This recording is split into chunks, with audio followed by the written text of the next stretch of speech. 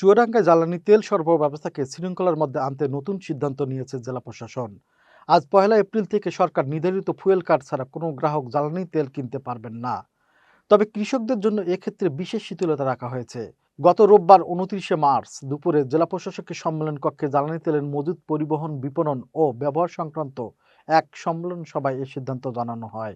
সভায় জেলা প্রশাসক মোহাম্মদ কামাল হোসেন জানান, ১ এপ্রিল থেকে ফুয়েল কার্ড ছাড়া কাউকে তেল সরবরাহ করা হবে না। সবাই জানানো হয়, জেলায় মোট ২২টি তেল পাম্প রয়েছে। সোমবার থেকে সব পাম্পে একযোগে প্রতিদিন সকাল ৭টা থেকে রাত ৮টা পর্যন্ত তেল বিতরণ কার্যক্রম চালু থাকবে। এদিকে কৃষকদের জন্য বিশেষ সুবিধা রেখে বলা হয়েছে, তারা দিন রাত ২৪ ঘন্টা পাম্প থেকে ডিজেল সংগ্রহ করতে পারবেন। এছাড়াও জরুরি সেবায় নিয়োজিত পুলিশ ও সাংবাদিকদের জন্য চুয়াডাঙ্গার ২টি নির্দিষ্ট পেট্রোল পাম্প থেকে তেল নেওয়ার সুযোগ রাখা হবে। প্রতিটি উপজেলায় জরুরি সেবার জন্য একটি করে পাম্প নির্ধারণ করবেন সংশ্লিষ্ট উপজেলার নির্বাহী কর্মকর্তারা।